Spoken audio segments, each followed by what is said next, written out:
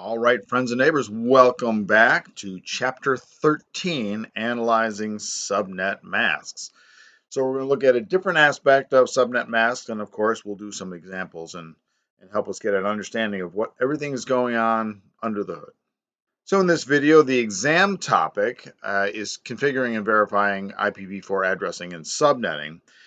But some of the other highlights, we're going to be doing a lot of binary to and from the dotted decimal notation. And we'll take a look at prefixes and the CIDR notation.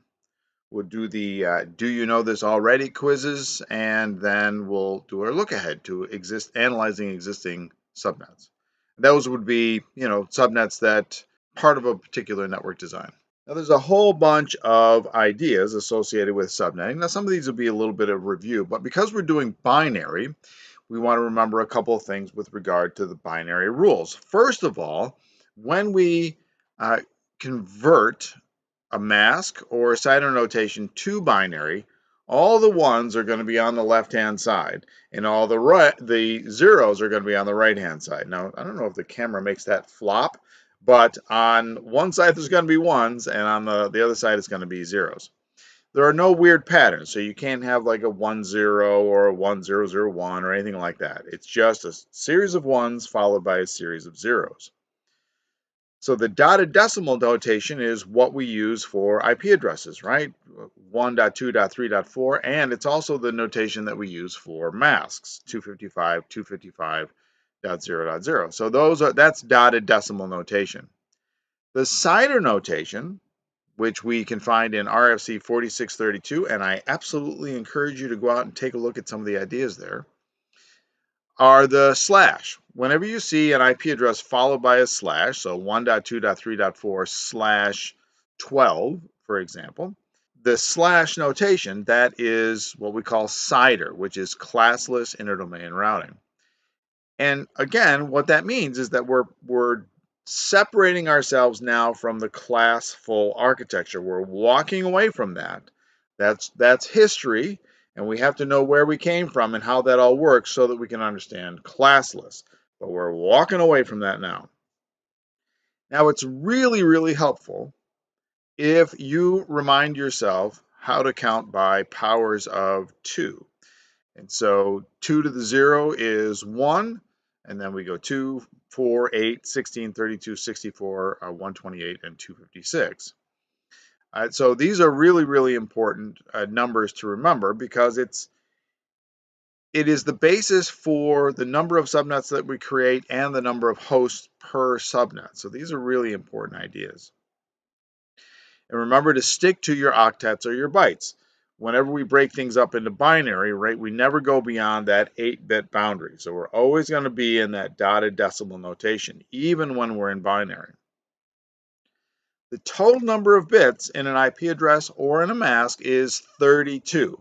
So whatever we do with the subnetting or supernetting, hint, hint, wink, wink, the total number of bits is going to be 32. So if you started off with 16 bits in the network portion and 16 bits in the host portion, and then you subnet by stealing, say, 4 bits from the host portion, then it won't be 16 plus 4 plus 16. It'll be 16 plus 4 plus 12 for a total of 32. So that's how it works, and we got to remember that. So here's a couple of other subnet ideas. Now these are our design choices. This is what happens when we start figuring out how many subnets we want to create. So remember that when we're dealing with those classful network addresses, class A, B, and C, we have the prefix and the suffix. We have the network portion and the host portion, and that's defined by the mask. So in a class A, 255.0.0.0, the 255 part indicates that that's the network portion, and that is a class A size. And then we got 3 bytes of addressing for the hosts. So not very many networks, lots and lots of hosts. But when we do subnetting, we still have this idea of prefix and suffix. We're going to manipulate where that boundary is. That's the whole idea. And the way that we manipulate it, at least for subnetting, is that we're going to steal a portion of the host side, right? Steal a portion of the host portion, steal a portion of the suffix.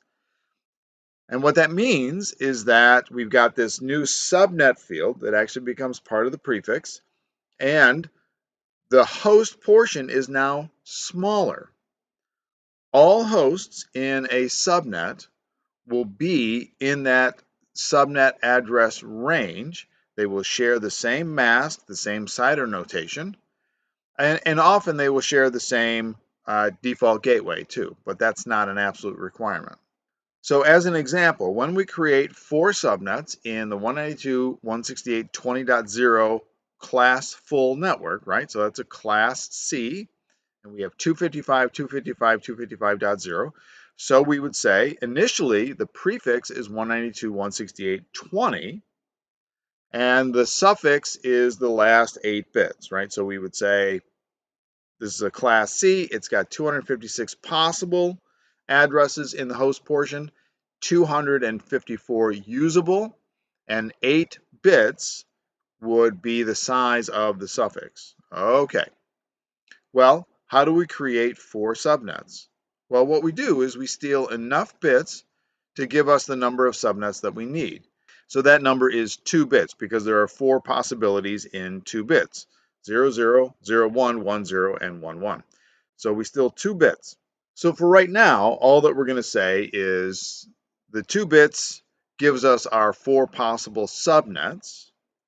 But if you see the red right here, we can see what happened in the host portion. We stole those by converting 2 of the zeros to binary ones. That means that for each subnet, the host portion is only 6 bits.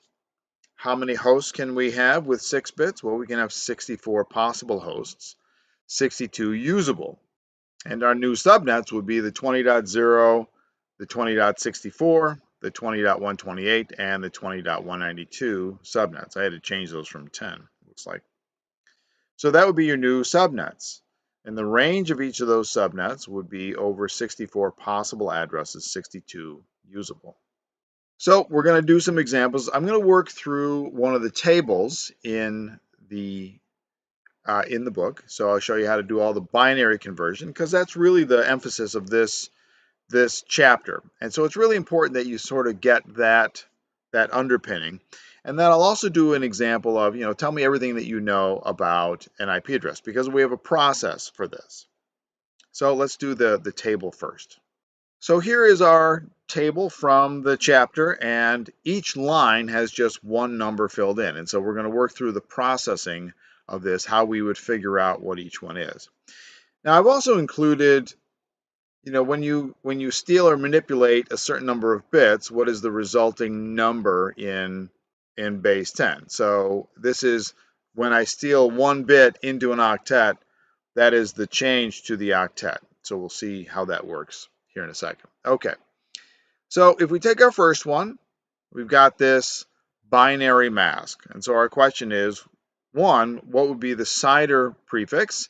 And what would be the decimal or the DDN representation of this? Okay, so the prefix, the CIDR notation is the easy part because we just say how many ones do we have? Well, we've got 8 plus 8 plus 2, so that would be /18. So that would be what this one is. So what is the decimal notation? Well, 8 ones is pretty easy, 255. We've got another 255. Well, we've got 2 ones in the third octet. And so by the little table here, it's 192, and then the last octet would be 0. So that is our first line completed. Well, now we've got 255, 255, 255, 252. How do we convert that? Well, that would look like this. We've got 8 ones for 255. Another one. Hopefully I get the ones right here. All right, so the first 3 octets are pretty easy. 252, how many bits is that? Well, 1 bit would be 128, 192, 224, 240, 248, 252, and we're done. So that would be 6 bits, and we go 0, 0. So that would be this particular mask in binary. And what is the CIDR notation? Well, we've got 3 octets that are all 1, so that's pretty straightforward. So that's 24. But then we've got 6 extra ones here. So this would be a /30. Well, the next one is a /25. So again, that's pretty easy, at least to do the first 24. So it's 1, 2, 3, 4, 5, 6, 7, 8. 1, 2, 3, 4, 5, 6, 7, 8. 1, 2, 3, 4, 5, 6, 7, 8. So that's 24, and we just do 25, and then 1, 2, 3, 4, 5, 6, 7. There we go. So that's our binary for that. Well, what would our number be? Well, it would be 255, 255, 255, 128. That would be the mask here. /16. This is a class full. This is pretty easy. So this is 1, 2, 3, 4, 5, 6, 7, 8. 1, 2, 3, 4, 5, 6, 7, 8. And then all zeros. 1, 2, 3, 4, 5, 6, 7, 8. 1, 2, 3, 4, 5, 6, 7, 8. There we go. The mask in this case, 255, 255, 0, 0. Now, any of these could be subnetting masks, right? This could have been used, it looks like a class B, but it could have been used to subnet a class A. So we got to remember that. You're not sure what you're looking at here. Well, this 255 is pretty easy. So 1, 2, 3, 4, 5, 6, 7, 8. 1, 2, 3, 4, 5, 6, 7, 8. 1, 2, 3, 4, 5, 6, 7, 8. 1, 2, 3, 4, 5, 6, 7, 8. There we go. And the slash notation, the CIDR notation would just be a /8. Well, now we got a whole bunch of ones here. How do we figure this out? Well, the CIDR notation again is just counting the number of ones. So here we've got 8 plus 8 plus 6. So 16 plus 6, 22. /22. Well, what is a /22? Well, it's very similar to this one up here, but we are not using the last octet. So it would be 255, 255, 252, right? Because 6 bits right here is 252, and then the last octet is, of course, 0. All right, we're coming close to our finish here. We're almost there. 255, 254. Well, let's try and think through this without doing the binary first. If I go 255 and I remember that's 8 bits and 254 is 7 bits, then I could do this. I could just say, oh, well, that is /15. Because 255, 255 would be a /16. So then the binary becomes really easy. 1, 2, 3, 4, 5, 6, 7, 8. 1, 2, 3, 4, 5, 6, 7. And it's 0. 6, 7, 8. 1, 2, 3, 4, 5, 6, 7, 8. Oh, I think I did too many there. There we go.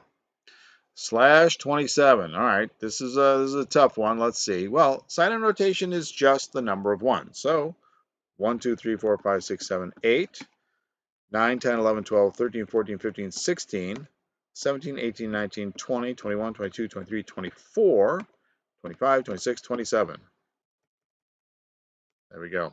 So there is our binary. And this looks like it would be subnetting a class C, maybe. It might be subnetting a class B. And so the binary converted to base 10, well, 3 bits stolen is 224. There we go. So that is the answer to that particular table in the book. Well, let's do an example of an actual IP address, and we'll see what we can learn from the IP address. So now what we're going to do is we're going to try to use our process. So we're going to do this example, right? 176, 175, 174, 173. I just made that up. And then we're going to see what we can learn about a particular network, maybe, or a particular node. What network is it on? So we'll convert as necessary. And then how many network, subnet, and host bits are there? How many subnets are we creating? And then how many hosts per subnet? And then what is our usable range? Okay, so let's try this. What do we know about this particular address to start off with? We know that 176 falls in the class B range. So if it's a class B network, right? Now class B is the range of 128 to 191. So that's why I say it's class B. We know that the default mask would be this, right? 255, 255, 255. I'm sorry, 255, 255, 00. So that's our starting point. Well, let's convert this mask to binary. So I'm going to convert this part, and we're going to say, oh, well, that's 1, 2, 3, 4, 5, 6, 7, 8. 1, 2, 3, 4, 5, 6, 7, 8. 252, well, we happen to have it right here, but if we said how many bits, it's 6 more bits.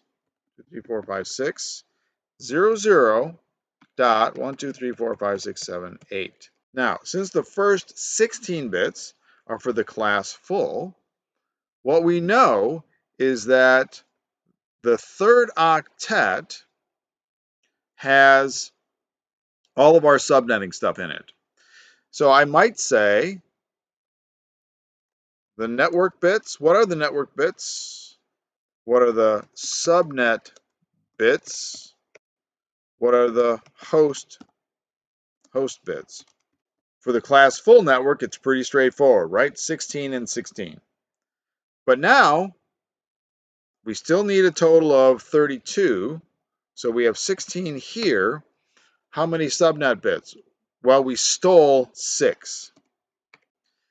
So now, how many host bits are left over? It was 16 for class full, but right now we're down to 16 minus 6, or just 10. Which means that each subnet, let's see, we'll do it this way, hosts per subnet, where normally a class B would have 65,536 possible, 65,534 usable. Now the number of hosts is controlled by the number of host bits, which is 2 to the 10th. So if one octet is 256 possible, we add another bit, we double it, 512, another bit doubles it again, so it'll be 1024 possible, and then we might say usable is 1022. Now, a much harder question, one that we're not really ready for at this point, but I'm going to do it anyway, is what subnet is for this host? And for that, we need to convert the binary of the third octet for both of them. So what I'm going to do is convert 174 to binary. So I'll convert 174 to binary. So what is 174 in binary? Well, oh my goodness, this is very hard. If I just say, okay, well, if I steal 1 bit, right, for that, the first one, that's 128. So now I need to get to 174. If I take another bit, that's 192. Well, that's not going to work. That's too much. Well, 128 and 32, which is the next position, gives me 160. I feel pretty good about that. Now I need 14 more. 16 is too much. 8. So now I'm at 168. That should give me, let's center this.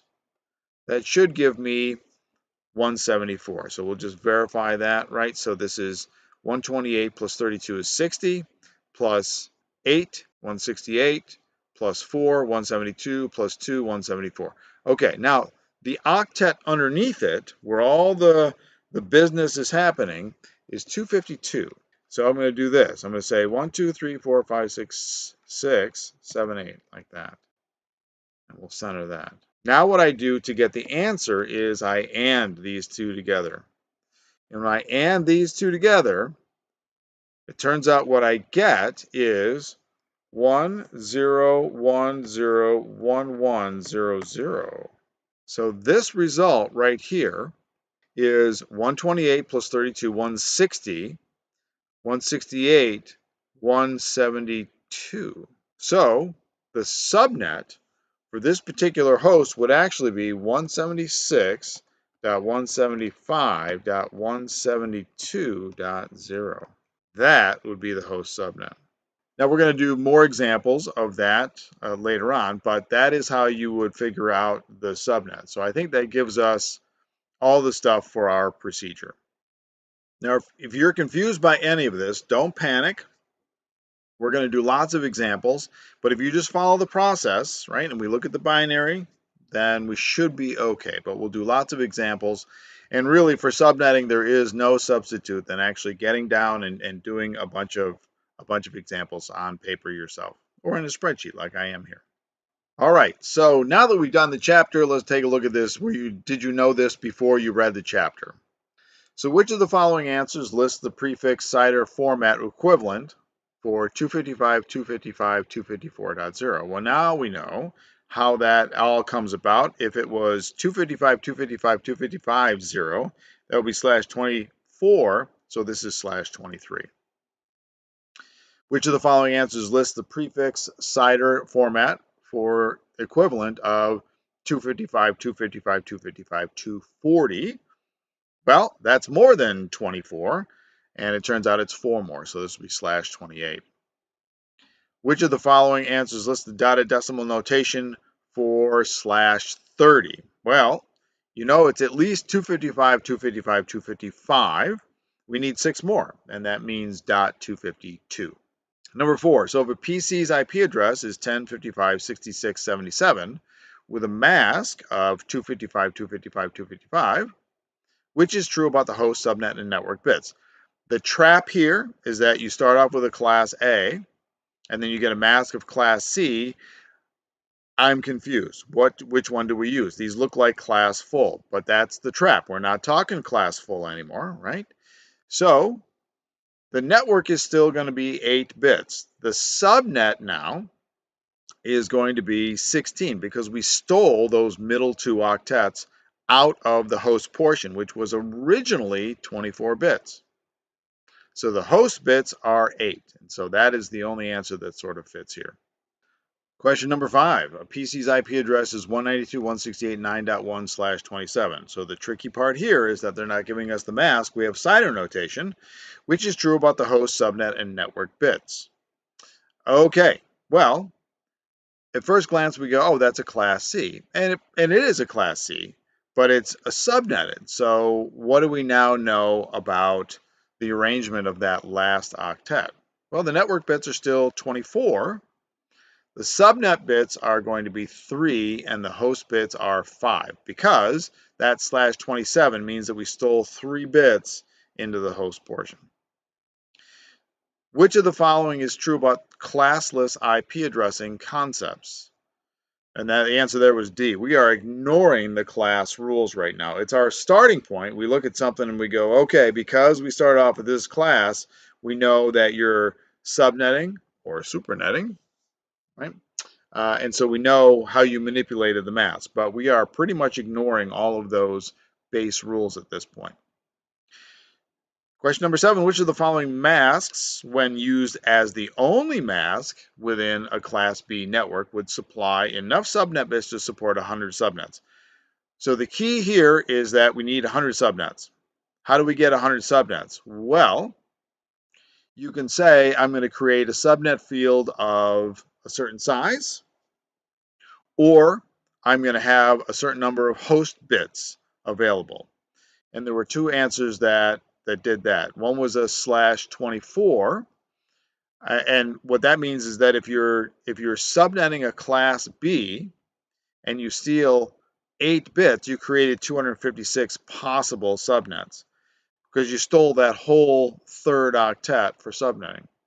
And in the last answer, you stole even more, right? You stole 14. So you created a whole bunch of subnets. They're all really, really small subnets, but that was the answer there. So those 2. The chapter 14 look ahead, analyzing existing subnets. So you get there and you're given a subnet. What do we need to know about a subnet? So you got to figure out the subnet IDs, kind of like I did in this example of the 176, 175, 174, 173 node. So we're going to do the same thing there. But what we also want to find out is what's the broadcast address for the subnet? What's the range of the subnet? What are the usable hosts in there? And we'll take a much harder, much deeper look at the logical AND, how this actually works. So lots and lots of examples. I've also got lots of examples on the channel on how I've done this. So if you're confused, you want to look at other stuff, lots of other videos available. But our chapter 14, we're gonna tear into it CCNA style. All right, this has been analyzing subnet masks. Remember that we're now classless. We'll start with, okay, that looks like a class A, B, or C. What do we do with it now? So we have no class.